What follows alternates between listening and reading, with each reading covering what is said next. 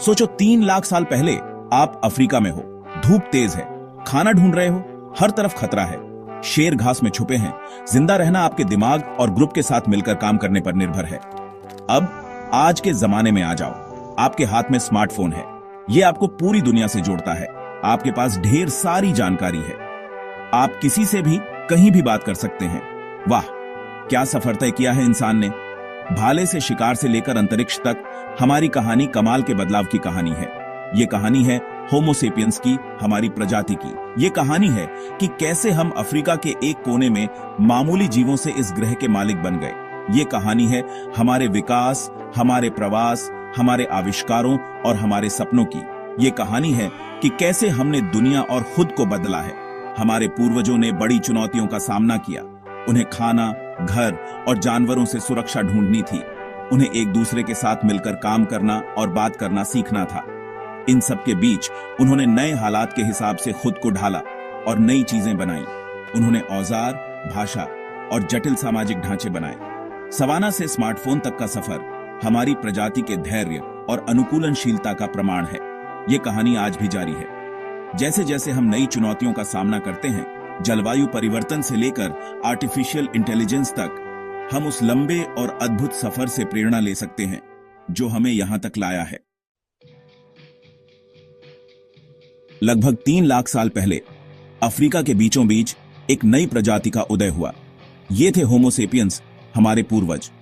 उस समय हम अकेले इंसान नहीं थे, और भी थे, जैसे यूरोप में निएंडरथल और एशिया में डेनिसोवेंस। लेकिन होमो सेपियंस में कुछ खास था। हमारा दिमाग बड़ा था, खासकर आगे वाला हिस्सा, जिससे हम जटिल सोच और योजना बना सकते थे। इस बड़े दिमाग ने होमो सेपियंस को एक अलग फायदा दिया। हम समस्याओं को सुलझाने, नए वातावरण में ढलने और अपने अनुभवों से सीखने में बेहतर थे। हम शिकार की बेहतर योजना बना सकते थे, बेहतर घर बना सकते थे और बेहतर औजार बना सकते थे। लेकिन हमारा सबसे बड़ा फायदा था एकदम नए तरीके से बात करने की हमारी क्षमता, भाषा के जरिए। हालांकि हो सकता है कि अन्य मानव प्रजातियों के पास बातचीत के शुरुआती तरीके रहे हों, होमो सेपियंस ने भाषा की एक जटिल प्रणाली विकसित की। हम जानकारी साझा कर सकते थे, कहानियां सुना सकते थे और एक पीढ़ी से दूसरी पीढ़ी तक ज्ञान पहुंचा सकते थे। बड़े पैमाने पर सहयोग करने और जानकारी साझा करने की यह क्षमता हमारे अस्तित्व और अंततः हमारे प्रभुत्व के लिए महत्वपूर्ण साबित होगी। अफ्रीका में होमो सेपियंस का उदय पृथ्वी पर जीवन के इतिहास में एक महत्वपूर्ण क्षण था। इसने एक नए युग की शुरुआत की, एक ऐसा युग जहां हमारी प्रजाति अंततः ग्रह और उसके भाग्य को आकार देने के लिए उठेगी। यह मानव प्रतिभा का उदय था और हमारी अविश्वसनीय यात्रा की शुरुआत थी। लगभग 70,000 साल पहले बदलते मौसम और नई जगहें देखने की इच्छा से प्रेरित होकर होमो सेपियंस ने अपना अफ्रीकी घर छोड़ना शुरू कर दिया। यह कोई सामूहिक पलायन नहीं था, बल्कि नए इलाकों में घुसपैठ करने वाले इंसानों के छोटे छोटे समूहों का धीरे धीरे फैलाव था। वे उन जानवरों के झुंडों का पीछा करते थे जिनका वे शिकार करते थे, जमीनी पुलों को पार करते थे और समुद्र तटों पर जाते थे और अंततः दुनिया के हर कोने में बस गए। इस महान प्रवास में भाषा ने महत्वपूर्ण भूमिका निभाई।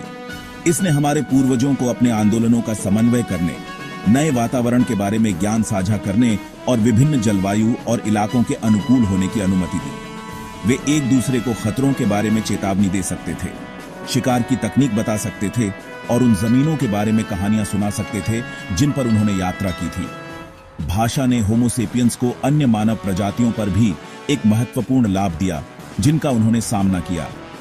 हम बड़े और अधिक जटिल सामाजिक ढांचे बना सकते थे, गठबंधन बना सकते थे और यहां तक कि युद्ध में भी शामिल हो सकते थे, जबकि अन्य मानव प्रजातियां अंततः विलुप्त हो गईं। होमो सेपियंस फलते फूलते और फैलते रहे। हमारी भाषा, हमारे कंपास और हमारे हथियार दोनों के रूप में काम करती रही। अफ्रीका से बाहर प्रवास होमो सेपियंस के लिए एक निर्णायक क्षण था। इसने हमारी अनुकूलनशीलता, हमारी प्रतिभा और सहयोग की हमारी क्षमता का परीक्षण किया। इसके कारण आज हम मानव संस्कृतियों की अविश्वसनीय विविधता देखते हैं। प्रत्येक अपने अद्वितीय वातावरण और इतिहास द्वारा आकार में है और इसने हमारी कहानी के अगले अध्याय के लिए मंच तैयार किया, कृषि क्रांति। हजारों सालों तक होमो सेपियंस शिकारी के रूप में रहे। जीवित रहने के लिए प्रकृति की देन पर निर्भर रहे। लेकिन लगभग 10,000 साल पहले कुछ असाधारण हुआ। दुनिया के अलग अलग हिस्सों में इंसानों ने स्वतंत्र रूप से पौधों की खेती और जानवरों को पालना शुरू कर दिया। इसने कृषि क्रांति की शुरुआत को चिह्नित किया, जो मानव इतिहास में एक गहरा मोड़ था। अपना भोजन उगाने और जानवरों को पालने की क्षमता ने हमारे जीने के तरीके को बदल दिया। हमें अब भरण पोषण की तलाश में भटकना नहीं पड़ता था। हम एक जगह पर बस सकते थे, स्थायी गांव बना सकते थे और संपत्ति जमा कर सकते थे। इससे बड़ी आबादी, अधिक जटिल सामाजिक संरचनाएं और विशेष कौशल का विकास हुआ। कृषि क्रांति अपनी कमियों के बिना नहीं थी। इसके कारण अधिक गतिहीन जीवन शैली हुई, जिससे नई स्वास्थ्य चुनौतियां आईं। इसने सामाजिक पदानुक्रम भी बनाए, क्योंकि कुछ व्यक्तियों ने दूसरों की तुलना में अधिक धन और शक्ति जमा की, लेकिन लाभ निर्विवाद थे। इसने अधिक स्थिर खाद्य आपूर्ति प्रदान की, जनसंख्या वृद्धि की अनुमति दी और सभ्यताओं के उदय की नींव रखी। शिकार और इकट्ठा करने से कृषि की ओर बदलाव मानव इतिहास में एक महत्वपूर्ण क्षण था। इसने प्राकृतिक दुनिया के साथ हमारे संबंधों में एक मौलिक परिवर्तन को चिह्नित किया और घटनाओं की एक श्रृंखला को गति दी, जिसने मानव सभ्यता के पाठ्यक्रम को आकार दिया।